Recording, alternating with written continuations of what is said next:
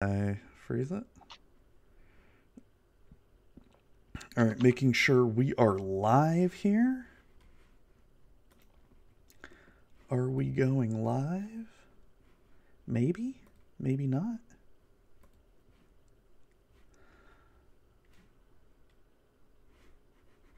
Oh my gosh. Okay, hold on. Let me just...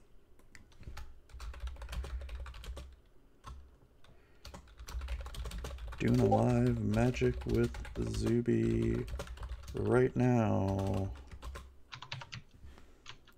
Okay, and our Discord is aware. Okay. All right, you ready? Yeah. You sure? Yeah. Looks like you're doing some work. Don't tell me you're answering emails. No, I'm setting aside some PTO time on Oh, Friday. okay, good. So I'll make sure you're not trying to do... We just got done talking about work. And No, no, no. Okay, good. No. All right. So we're live. This is going to be in the final cut too. Hey everybody, welcome to another episode of Magic with Zuby. My name is Zuby, and if you're brand new to this show is all about a little well-known card game called Magic the Gathering and more. Once again, I have the amazing, the illustrious, the fantastic Dante, one of the greatest devs of our time. Well, we can go that far. Pretty good. Pretty darn good. I mean, it's close. It's close. You are like what the... Hold on. The seventh mage of Mysidia, or seventh in line. I forgot the name of the title already. Yeah, it's all right. So we are here today because I know it's been a couple weeks since the last episode. Life has honestly gotten crazy, I think, for all of us on the Walrus team right now. It's been insane.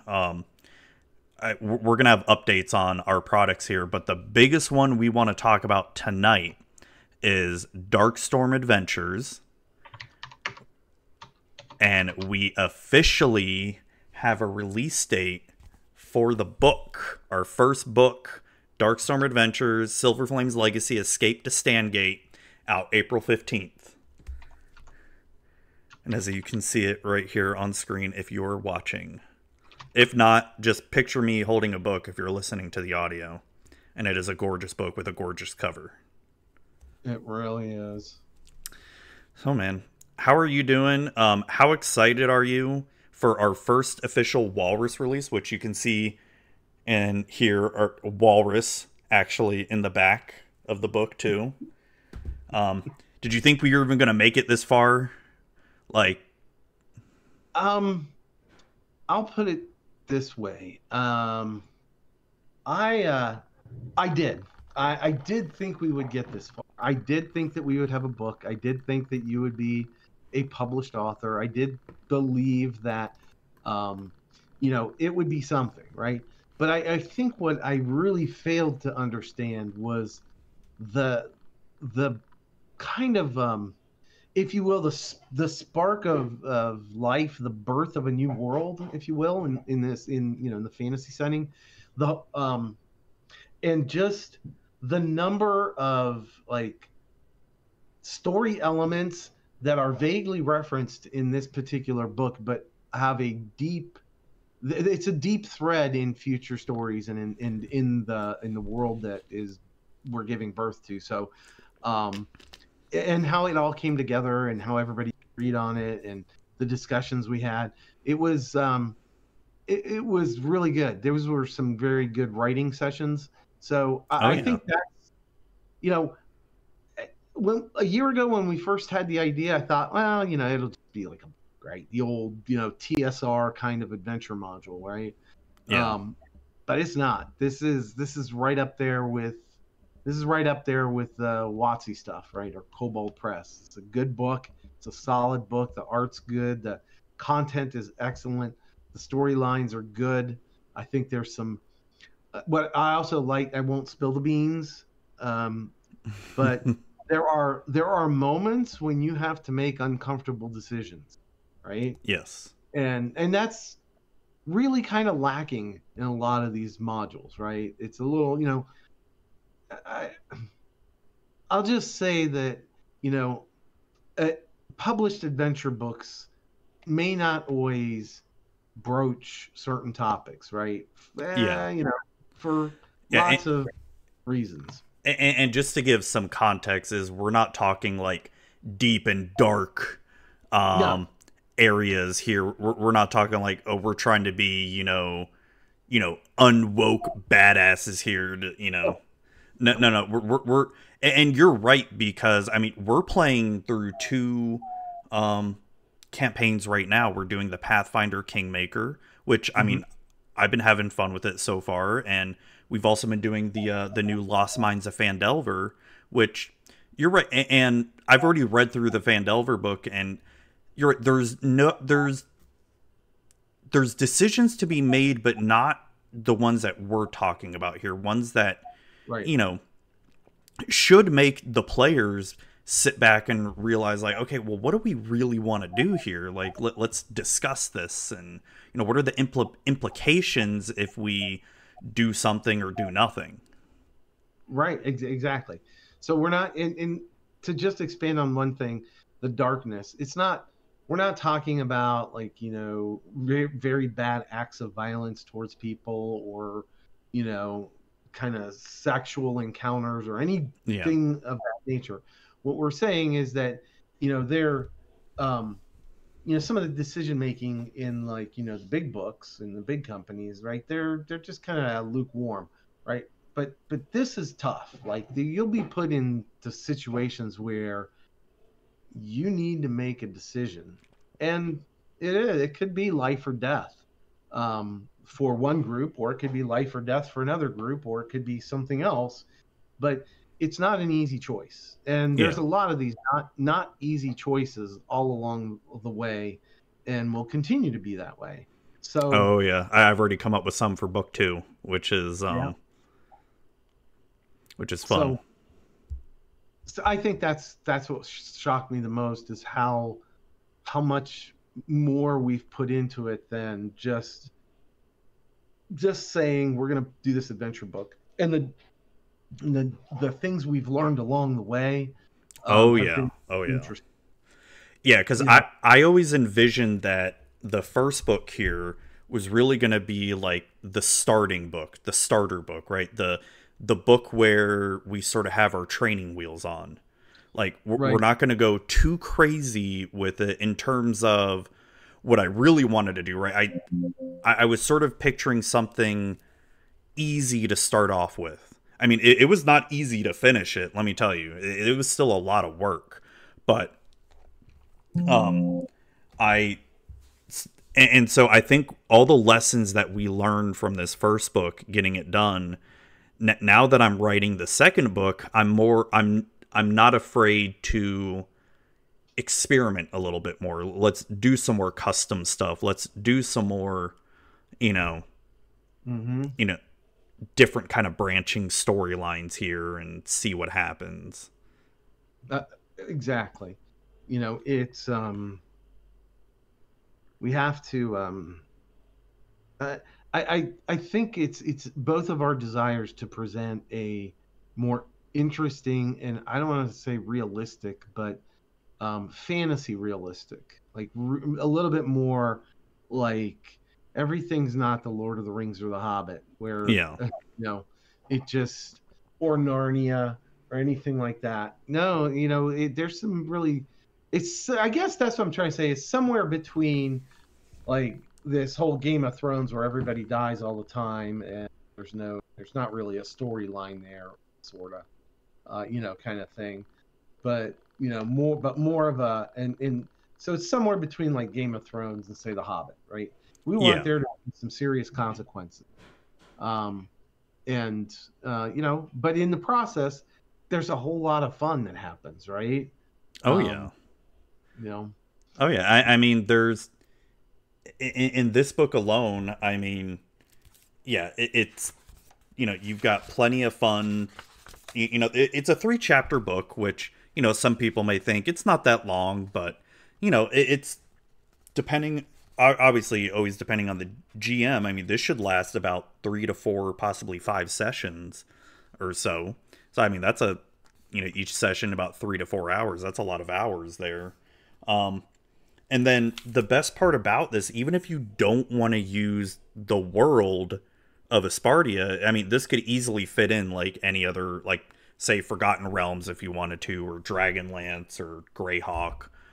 You Oh know, yeah, for it, sure. it's and yeah, and I agree with you on the level of the fantasy where it's like a mix of Game of Thrones and Middle Earth. And I'm gonna kill my cat that's in the background scratching up my couch, as you can see her. um, and then but it's not to say it's a good mix of, yeah, there's gonna be serious stuff, but there's gonna be lighthearted stuff too, right? That Oh yeah, happens. most I mean, definitely. It's not a it's not yeah, all dark and it's serious. not. It's a roller coaster ride of fun and serious and fun. It's a lot of fun.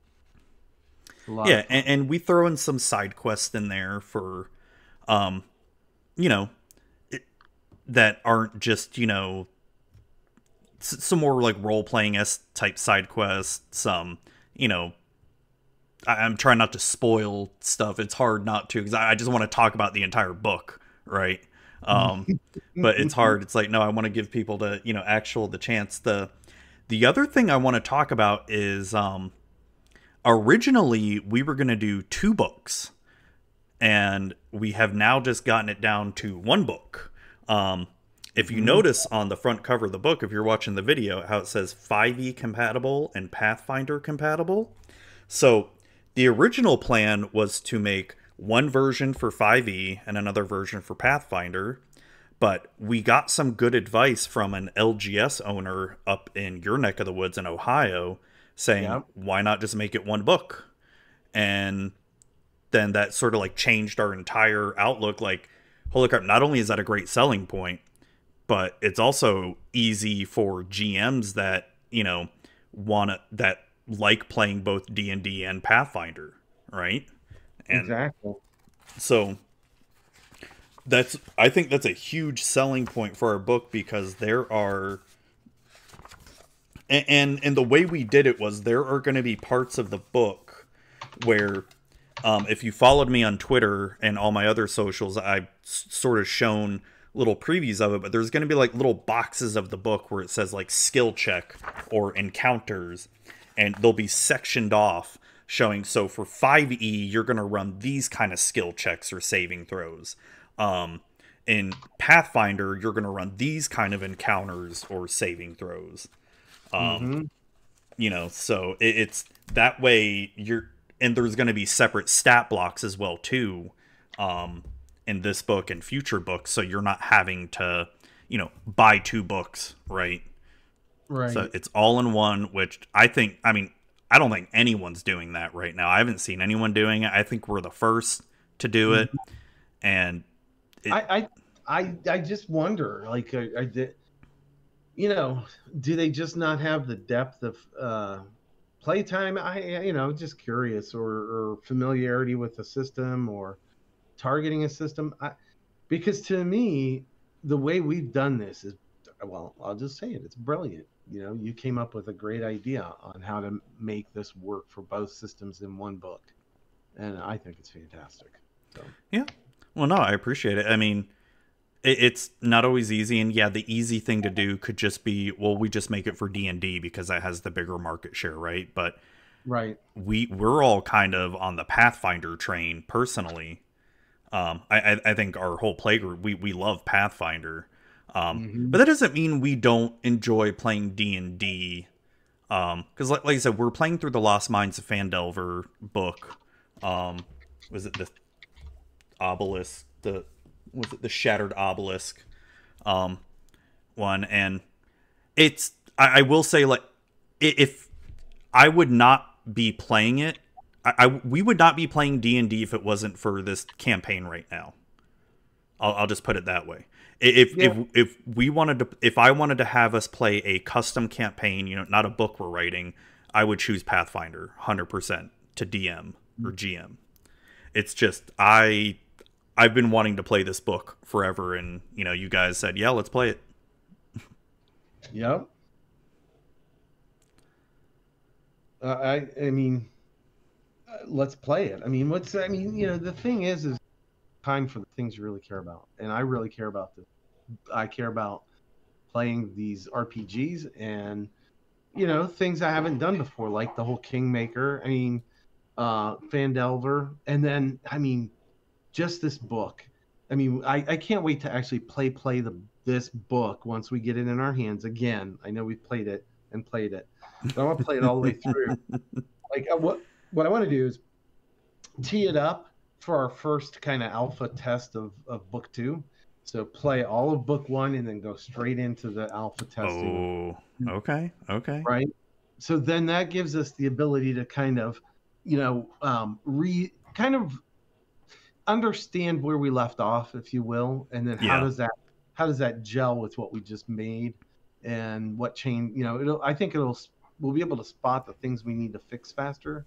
If we, so that's not a bad idea. It's because I'm trying to avoid wanting to play test each chapter individually of it, because as I've been writing this, I think I told you the other day, like I was halfway through chapter 2 last week, and then I wrote myself into a corner, and then I just deleted like it all, and then I'm like, I'm starting from scratch. Well, kind of starting from scratch, and so now I'm writing it again, and it's better already. So, but the thing that I love about the playtest process is, getting the feedback from you guys and what your characters do too. Like, as we all know as GMs, where you can never count on what your players are going to do. They're always going to surprise you, and that with the playtesting that you guys did for the Pathfinder part and the playtesting I had for the 5e part, it helped shape the book.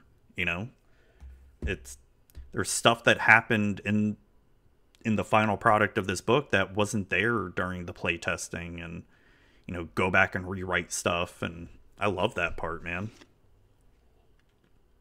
Yep, so do I. So I mean, that's all I can say is that so do I. I know. I just want to keep talking about it more. Like I want to talk about book 2 more. Also, it's like so hard to keep my mouth shut about it. We've got so many other ideas for books, and it sucks that we always don't have all the time, because we don't want to. I feel like all of us, we don't want to rush something. We want to make sure it's good. It's not like we're a big company like WotC where we have to make quarterly profits and all this stuff and rush out a product. No, it's going to get done when we're done. And it's we got the Blade auction eventually. We've got my alien abduction type book that I've already written a chapter on for Darkstorm. That's going to be fun. It's going to be a fantasy twist of alien abduction. Yeah. Uh-oh, are you distracted, Dante? Sorry. Yeah, just for a hot second. Sorry, go ahead. I'm sorry. Oh, no, you're okay. You're okay. Oh, no, don't tell me you're looking at work right now. Don't do it. I'm looking at you. Don't do it. Guys, so before we even started going live and recording, we had a work bitch session, just griping about work. And this guy right here, I got to give Dante a little bit of shit here. Stop looking at work emails, because it's so easy. It's so easy to do. Oh, okay. Were we not in our, what was it, last week or the week before, during our weekly Walrus meeting? I was like audibly like frustrated because I just kept on getting emails and texts, and you're like, dude, don't look at it. Don't look at it. And I didn't take your advice. You did not. But I have now, yes, I did read an email. It was, but it wasn't actually inbound.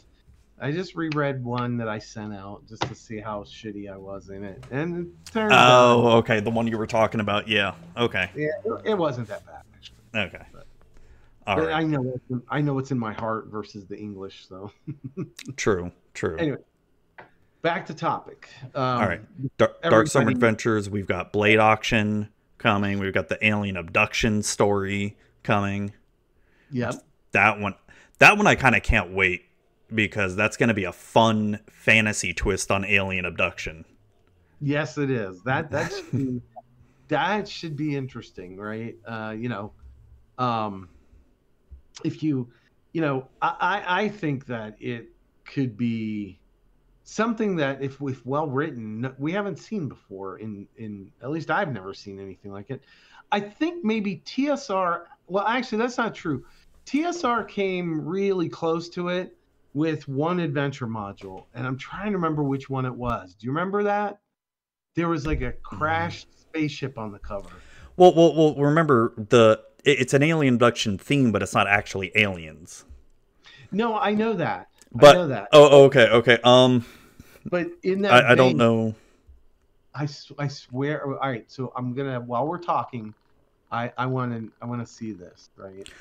Speaking of old TSR adventure modules, you know what we should do? So I started, I need to. I need to go through the Swords and Wizardry book again. The revised version of basic D&D, not advanced D&D first edition, but basic D&D. We could use that rule set probably for a lot of those old D&D modules too. Just probably do some conversions in them. That would be fun as hell. Like, that would be, because as much as I love, 5th edition and Pathfinder, I really want to get back and play this Swords and Wizardry basic D&D version, because do some actual like dungeon crawling here where, there's going to be there will be certain death around the corner. you know. I like that. I the Blade auctions. To some extent, the Blade auction series kind of dips its toe. I mean, that's kind of that niche, right? Yeah. Because it's really, so if anybody doesn't understand what Blade auction is, it's a series of adventures that we're playtesting and building out that are literally one shot. It's more it's taking the world of Aspartia that the Darkstorm Silver Flame Legacy is happening in, and it's giving you the option to treat it more like a what's the phrase I'm looking for? West Marches campaign? Yeah, yeah, yep. More like West Marches, where you got 6 or 7 guys who like to play D&D, but only 3 can show up at any point in time, and they're not always the same people. Yep. That was kind of Gygax's old West, or somebody's old West Marches philosophy, right? Mm-hmm. And I think that we're headed down that road with this, where it's just one shot. Go do this adventure, and most of them are probably going to end up being, dungeons, and go in there. Yeah. Well, because we've play tested 3 of them so far. We did the bank, the prison escape, and the ship. Yeah, the bank heist in enemy territory, right? Yeah. So not only did you have to go into enemy territory and that, you had to go in and deal with an old dwarven bank full of, oh god, fucking tricks and traps. Our great friend Lynx. I just gotta tell the quick story. So Dante is DMing us. It's me, Kurt, and Lynx, just playing, and we're doing Pathfinder. Oh, that's right. I made a little goblin sorcerer who was obsessed with fire, I think it was.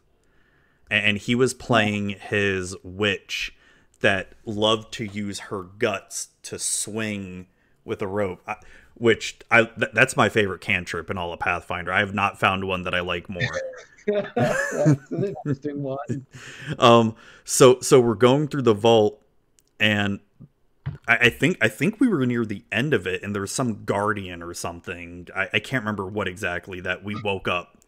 And Kurt and Lynx get into the final part of the vault, and then they close the door on me, and I can't open the door. and I'm stuck with this like guardian, and I'm just like, oh shit. And I think I had to like re-trigger the trap or something, and just Yeah, barely survived by the seat of my pants. it was bad. It was great. It was great. Oh my god, that was fantastic. So there's that. Yeah, the bank heist.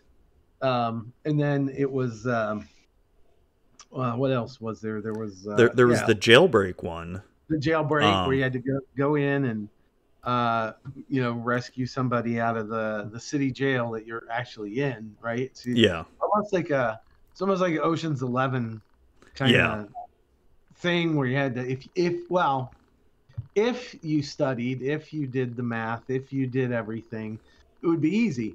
If you just said we're walking in with swords, it was very, very difficult to see. yeah. Right? And then there was The ship one. the ship, naval combat. I can't wait. I cannot. I know. So those of you that are listening, the second book, won't spoil too much, but you're on the high seas. Trouble finds you. Oh And yeah. so we've been playtesting a set of rules that are very interesting in that you have to essentially play a role on the ship. So what we've done is we've taken the concept of this is this is my class, generally speaking, in TTRPG, and saying, okay, now you get to pick a role, i.e., a class that you would play on the ship in a pinch. Like, oh, I could work the sails, right? Or I could mend, Yeah, I can work one of the rigs. I can go up on the crow's nest. I can be the navigator. And the one thing is that each class can do each role, but some classes may be better suited for certain roles because of, stats and skills. But exactly, it's not going to give you like a huge boost, right? It's not like only the rogue can ever do the sails because he's the most dexterous, right? Nope, not at all, not at all. And you can switch roles. You have to take a one round break, right? And then you can take on another role. So it's almost like kind of like Sea of Thieves, where you can patch the hole in the hull and then fall upstairs and operate a cannon, situation, or so things like that. Like that, obviously there are some video game influences on it, but it's fun. We play tested. It is so much fun. Yeah, I know. We gotta do it again. It's there's been something else we've been working on that's been taking up a lot of our time too, which I'm so pumped about. But before we get into it, is there anything else with Darkstorm we want to bring up? We've got the book. The book is coming out April 15th. Look at that. That's a real effing book. I know. Look at the hardcover. Look at it on Edge. I know. It's crazy that this is real. Yep. And look, the Walrus logo. It's actually happening. Our first official Walrus product. It's pretty badass. I will tell you that. I mean, I don't know. I'm super pumped. And then, we're already working on the second book. Hoping, I'm not going to make any promises when that's coming out. Because it's, like you said, I think for us right now, we just want to make the best product we can. We don't want to just rush it out. And plus, agreed. With all of us having actual families and day jobs. And plus, the other big thing we've been working on is taking up a lot of time, too. Hold on, but before you go there, okay. Let me, for all those people that are hanging on my earlier statement of there was a D&D, a TSR adventure module that maybe was space-oriented or aliens or something like that. It was called Expedition to the Barrier Peaks. Expedition to the Barrier Peaks. Yep. There's a crashed starship buried for centuries. I don't think I've heard of this one. Weapons. Yeah, it was. This was way back. They redid it for 5th edition, but it was way back in the day. What the hell? Oh, wow. S3 was it? It was module. Yeah, module S3. For those of you that go back that far. So, what version of D&D is this for? Advanced Dungeons and Dragons, 1st edition. Oh, okay. Okay. So, it was for AD&D. Okay. But character levels 8 through 12, and looks like it was released around the 1980 time frame, which makes sense. Yeah. So it was, so there's, like I said, there's been that kind of alien thing in the, if you want to call it the Dungeons and Dragons universe. So I think it's interesting that we're going to be doing an alien abduction theme, but maybe not necessarily, people could believe it was, but yeah,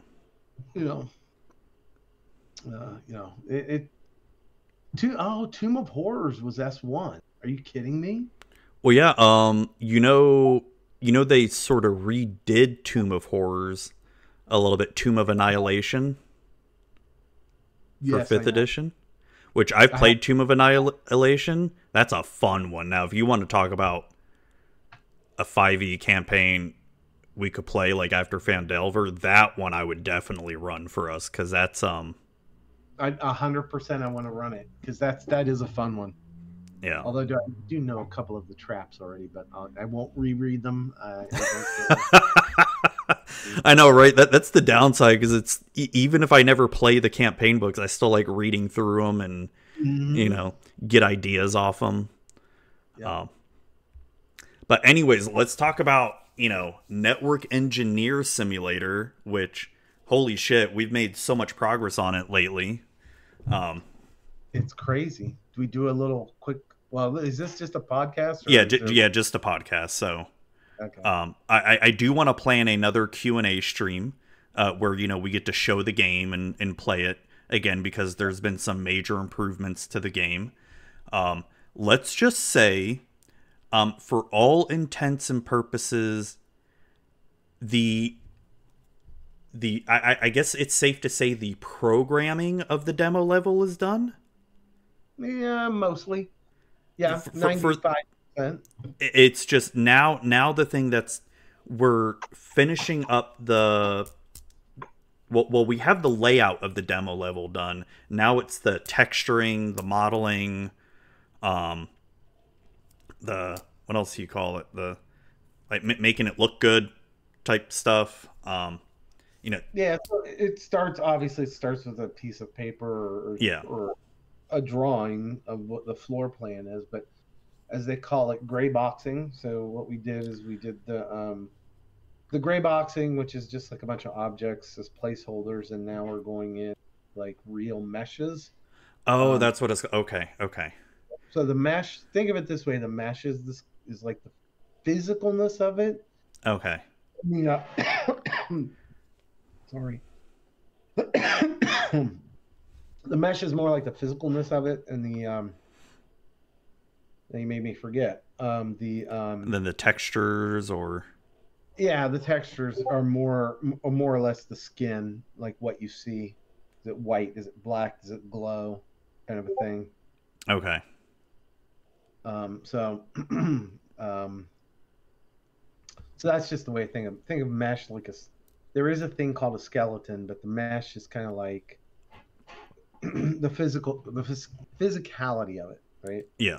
And I know that's what Lynx has been working on. He's been getting the layout of the demo level, and doing all the textures, the mesh, the gray box, all that stuff you said. I don't know all the correct terminology for it, and there's still a bit to go for it. Last we saw, but yeah, I guess you're right. 95% of the programming of the demo level is done.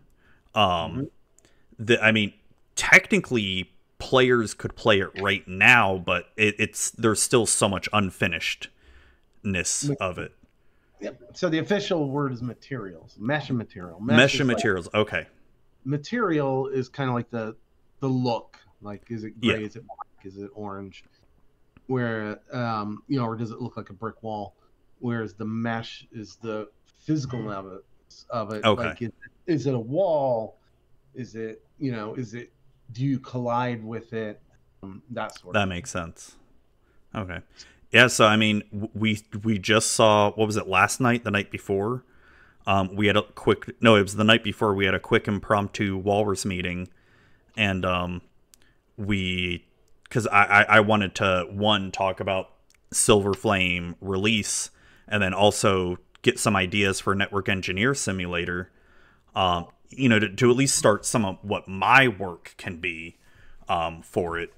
And we discussed that, and then Lynx shows us, progress on what he's done the demo level. It's just, holy crap, it looks good. I downloaded the latest updates on Perforce and played around with it a little bit. It's exciting. It's exciting stuff. It's like Yeah, it really is. You know what I mean? yeah, it's got me kind of pumped. It's like, It looks like a real data center all of a sudden, right? right, and we got a real lobby and all that stuff, A and lobby and he designed the key card, and the key card looks amazing. oh, I know, I love the little logo for the key card and all that. It's Yeah, great. I think he crushed that. So and there's a little surprise in the game. I'm not going to ruin it, but there is an Easter egg in the game. It relates to something maybe we were discussing earlier. Oh, okay. So Yeah, that'll be cool. yeah. And so just based on that, I mean, I've already started pre-production on our very first official level of NetSim, which, it's it's putting on my network engineer / architect hat, which is fun. Having to draw up Visio diagrams just like I did for the demo level, and so I'm just gonna start knocking out some of those pre-production of the levels, and I know you said we're gonna try to get some help on just the layout of the levels and designing the levels, and that'd be great. Just get us ahead of the game, because it now, I may be simplifying it, and you can probably answer the questions here, but Okay. once we have like pretty much the programming done, and a lot of the back end infrastructure of like the network, should it be making the levels and the puzzles go a little bit faster once we get a lot of that figured out? Oh yeah. Like right now, so for everyone, right now, there's a good chunk of C++ code that's being written that will basically, it's gonna emulate a real network, right? So it's not just the physical things that we've got done and the clicking of the cables and all that, but there's this back component piece which basically emulates the electrical nature, literally down even to the electrical nature and the lag in the wire of a message getting from a device operating system saying, I want to send an echo test, which almost never happens nowadays. For those listening, that's port 7. Port 7 is echo. But running maybe say an echo test where you send a message down the wire, and then the receiving device OS echoes it back, right? So we've got kind of that we've written C++ code to essentially emulate that whole from the OS, giving it to the port hardware, giving it to the wire, down the wire with a little bit of lag, back up the wire to the port, to the device, to the OS, right? So we've mimicked that. Mm-hmm. And not just as simple strings, but we, again, for those of you maybe that are new and haven't heard this before, we actually are mimicking real Ethernet frames, 802.3, I think, or something like that. It's something like that. I don't remember but yeah, you showed me we're mimicking actual frames. You program the headers, Yep. the There's the body, preamble. the So preamble. there's Yeah, interblock gap, all that stuff, right? So we've got real. It's a real Ethernet frame. That is the data class. So like for those of you that understand what I'm talking about, programmers, the class actually is an Ethernet frame. So you stuff all it's the right so pieces in the cool. right, and including the checksum. We figured out the checksum, Oh, that's right. Yeah, right? yeah. We are going to be able to emulate CRC errors as well too at some Yep. point. So, but the point is what Zuby was saying. The point is that once that's complete, which I'm hoping will be this weekend, that's done forever. Like that's just done forever. And Yeah, anything that we build inside of a blueprint in Unreal, a device, a wireless cell phone, anything, right, is going to be able to take. Well, wireless is different, but you get the idea. Anything that we yeah, make, a telephone sitting on the desk that uses Ethernet for communication, it will be able to connect to that quote unquote network, hmm and that code will already be in place.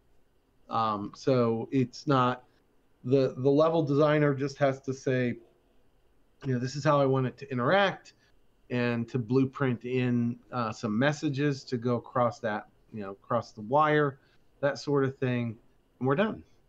dude, Done. I'm so excited about that. I can't wait.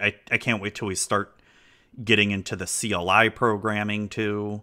Yeah. That's going to be a lot of fun. Um, I built it too so that the wire, the wire's dumb, but it does know if something's connected, if it's connected at the other end, yeah, right? So that if you try to pump something on the wire and it's not connected at the other end, message isn't, it's not going to go anywhere. It just that's sits. awesome. It sits on the port queue. So we're going to actually Waiting. be able to do pings and trace routes and all that stuff, Yep, you like bet. actual networking. It's so cool. It's Uh, Now, eventually, right? That's not day one. Oh That's yeah, yeah, yeah. Of course, it's set expectations here. Like when we get the demo out, it's probably just going to be cabling. yeah, And then we'll probably release an update of the demo where, okay, maybe there's some basic CLI commands or something. You know what I mean? right. We haven't even gotten that far. We just want to get the demo level done, into the hands of players to start, play testing, give us feedback, basically break it, tell us Yeah, where the bugs are and stuff. exactly. And because I've play tested it a bunch already and found some bugs, but I mean, we're only what, 4 people.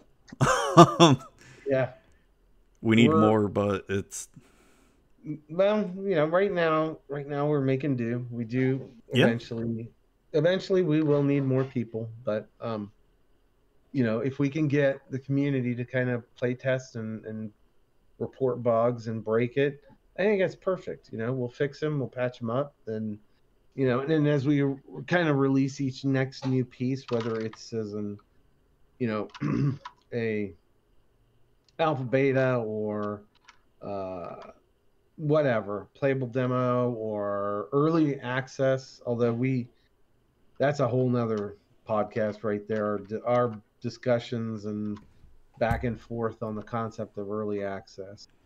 yeah, yeah. I mean, there's still so much we need to discuss and talk about, but I'm glad we're in a state now where we're finishing up the demo level. I mean, there's still a lot to do in the demo level. Don't get me wrong, Mm-hmm. but I'm excited that I've started pre-production on level 1. Um, Obviously, I feel like there are times where I'm probably simplifying my part of the role where, yeah, I just create diagrams. Mm-hmm. But I'm also trying to work in what network concepts should we start introducing, and then maybe figure out ways in the game script to talk about them, not just be some boring, like, this is what TCP does, this is what UDP does. No, let's make it at least a little bit more engaging than that, and you know Right.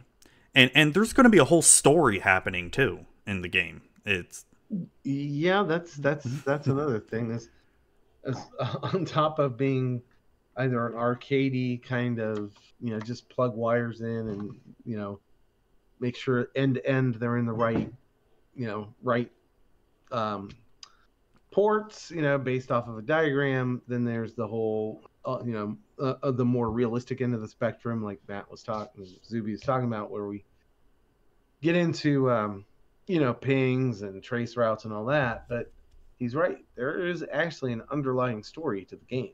It's not just a simulator. There is a storyline, and it's kind of topical, timely, and it's kind of fun too. It's going to be a fun storyline, and it's it is. I mean, we're still we're still hashing out, and I think the story's going to be done in a way where you could probably just ignore it if you wanted to. Like, I mean, it's not going to be like there's cutscenes and stuff, and you know, hey, go fetch us 5 Ethernet cables so we can, get the army tanks patched up online. You don't, not like that. No.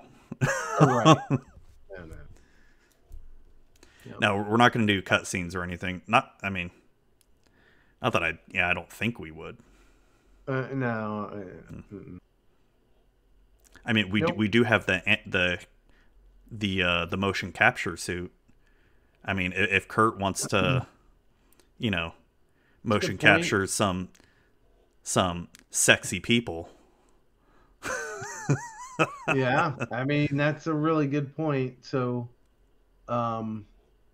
we have a motion capture suit, like a professional one. It's really kind of neat.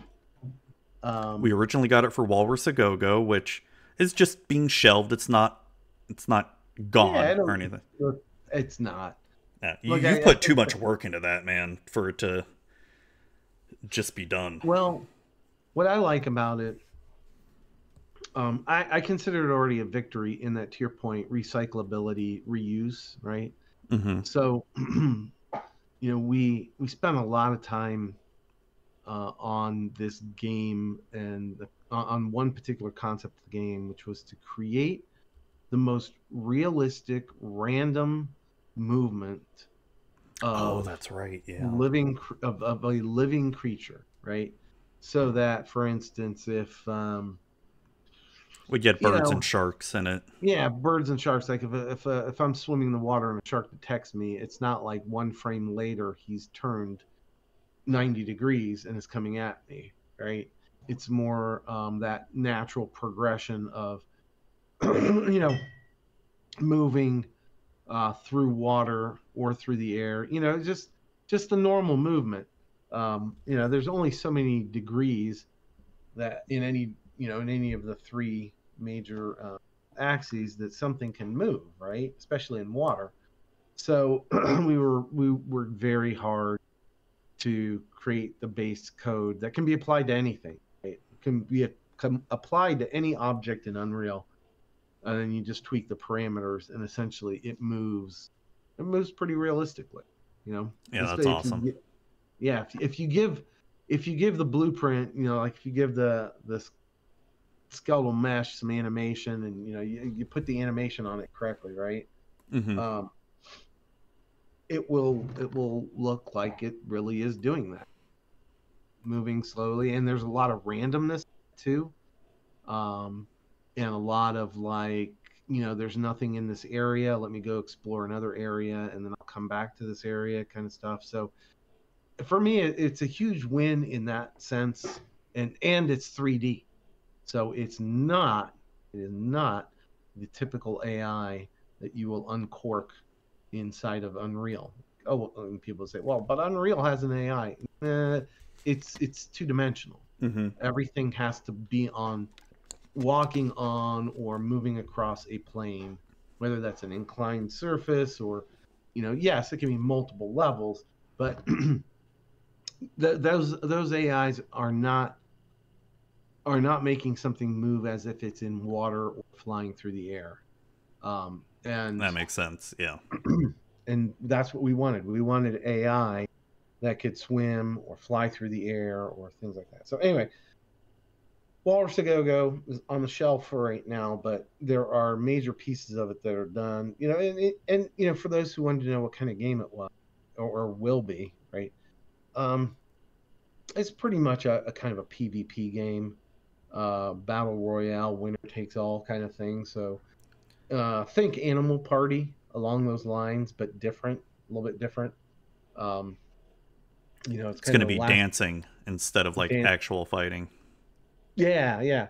So like you're not going to pick up a baseball bat and whack somebody. You actually have to do.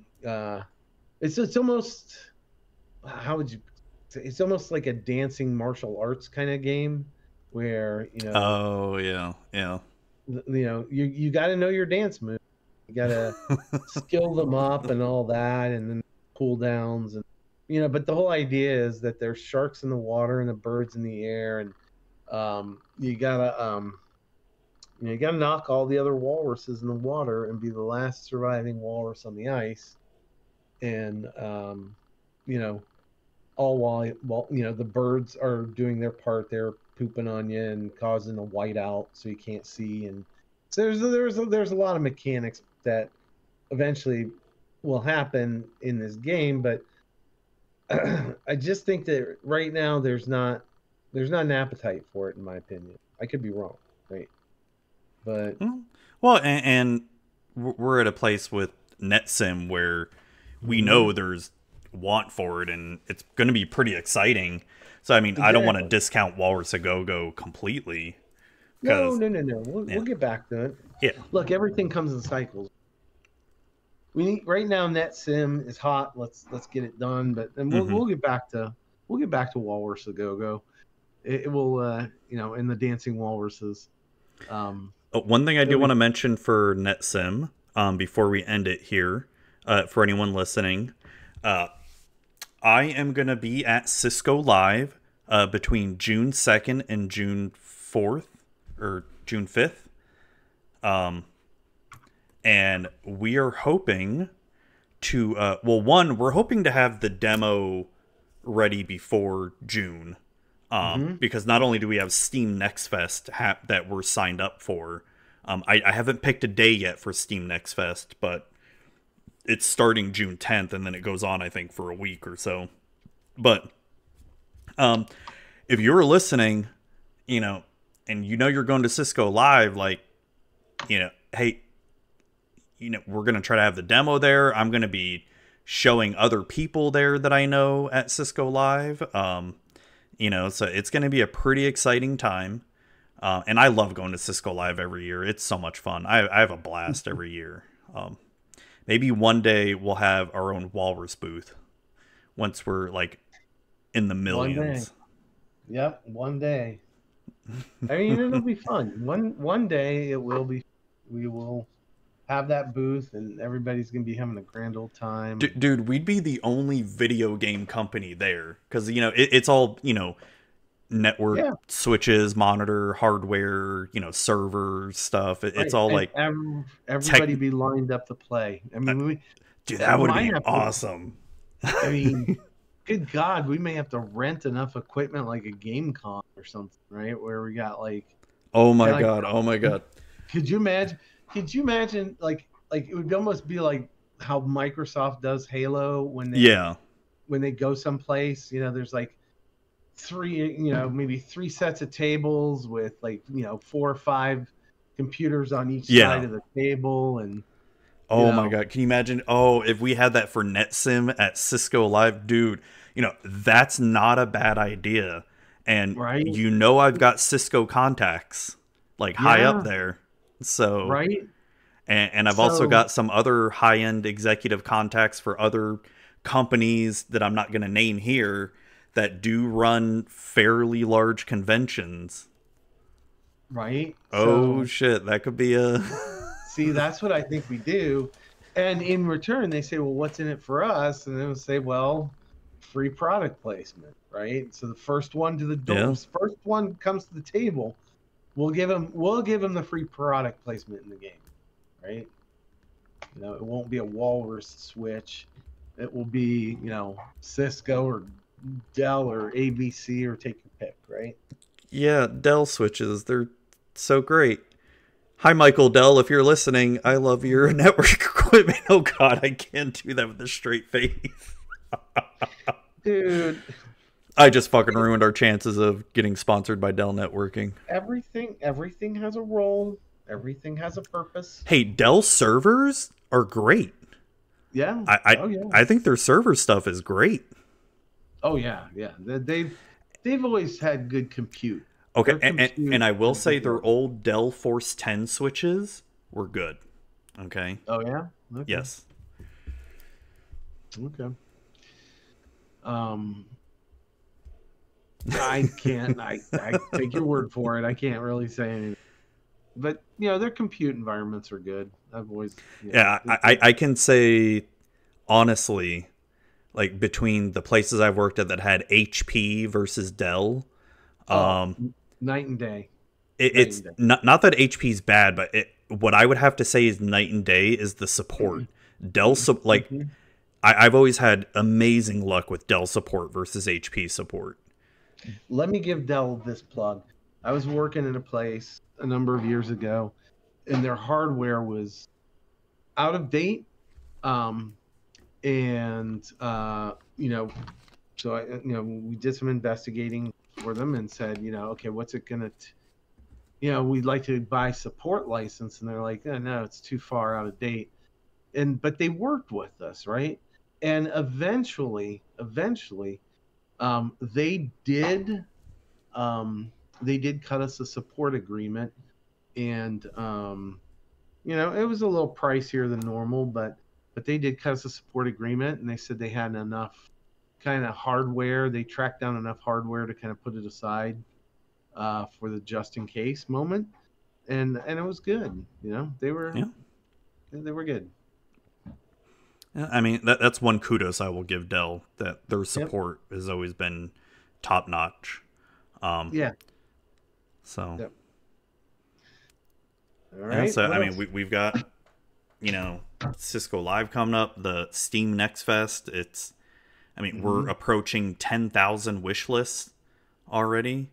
Yeah, that's a lot for the video game. That's a lot of. That's crazy to me. Like, I never thought we would get that much, but do you remember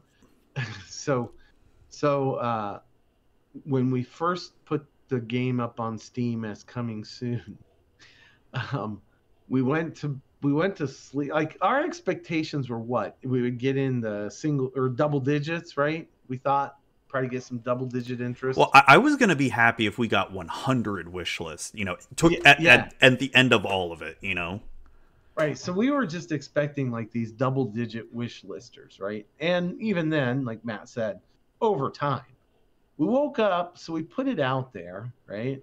And we woke up the next day, and it was, how much was it? First, like over 2,000, something like that. Yeah, and we were stunned. Well, no, I know it was actually like in the 600.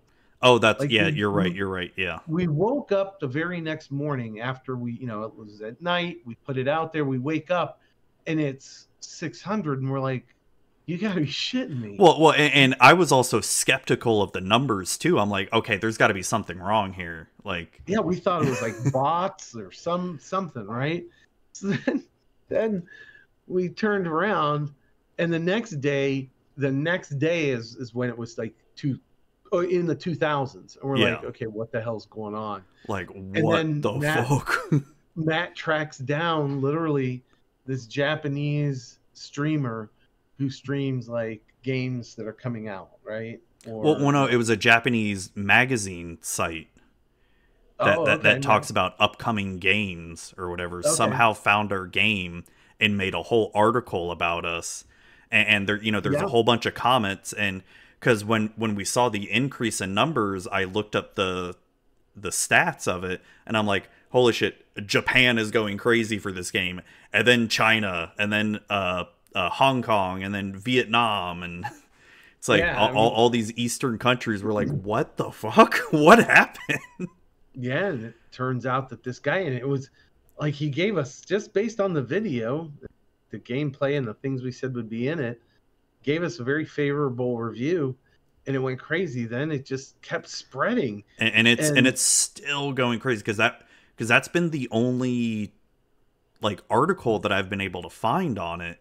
yeah, If there's others out there, let us know, because I've not seen anything. But I no, and so I think what happened at that point was, because I've been doing reading where when you get X amount of wish list or X amount of traction, Steam will start showing your game more on like, coming soon or up and coming type stuff. Because then, our public Discord, and we don't have a lot of people, but it grows continuously every week that we're getting a whole bunch of people coming. Constantly want to ask about the game, get people on the Steam page asking about it. I get DMs on Facebook, Twitter, Instagram about it. It's like, Jesus Christ. right? And that's the craziest thing. We never in our wildest dreams thought any of this, let alone 10,000 people wish listing.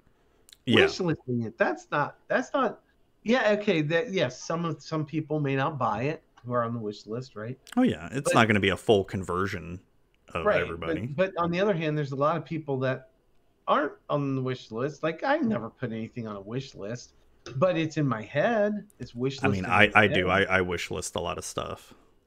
So, it'll be interesting to see how this plays out. That's all I'll say about it. But Yeah. but it's been crazy as we get close to 10,000.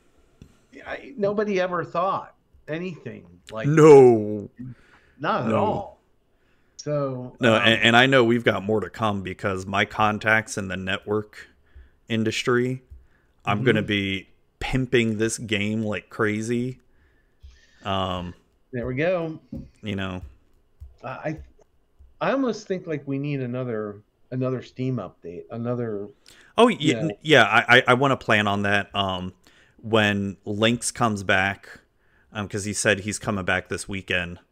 Okay. I want to talk to him about that. Maybe do another Q&A stream like I did, and maybe have him do like a good dev update notes that I can put up on Steam.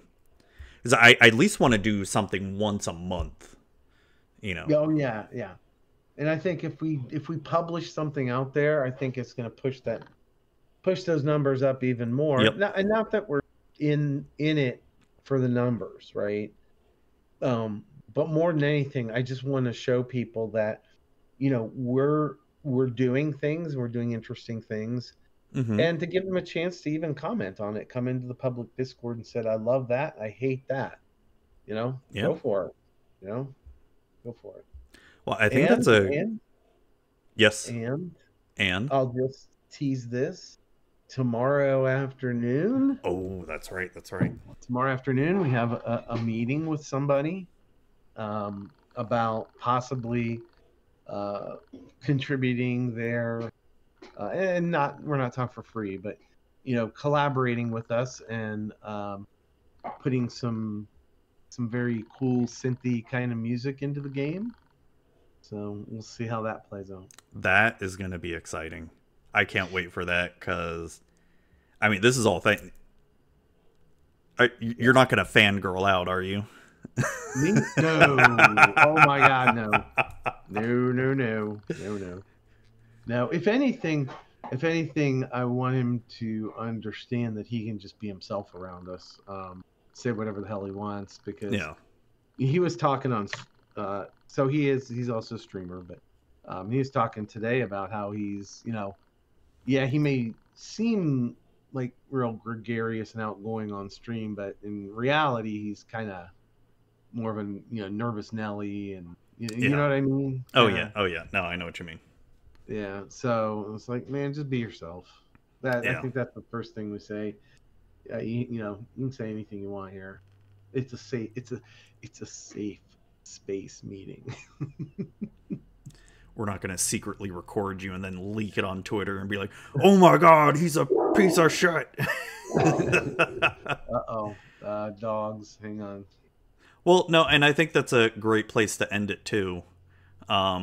Okay. because we are over an hour. But no, I mean, yeah, we've got work coming up with NetSim. We've got the book released, Darkstorm Adventures, April 15th. Silver Flames Yep. Legacy Escape to Stangate, April 15th. It's only going to be available on Drive-Thru RPG digitally and physically for the time being, but I'm working on getting the physical book being available on Barnes & Noble and Amazon as well too. So if you'd rather shop there for the physical book, but digital only is only going to be on Drive-Thru RPG for the time being.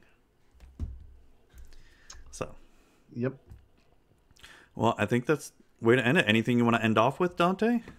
No, man. Look, if you like what you're, I think just this. If you like what you're hearing here, go check out our public Discord, Walrus Game Studio.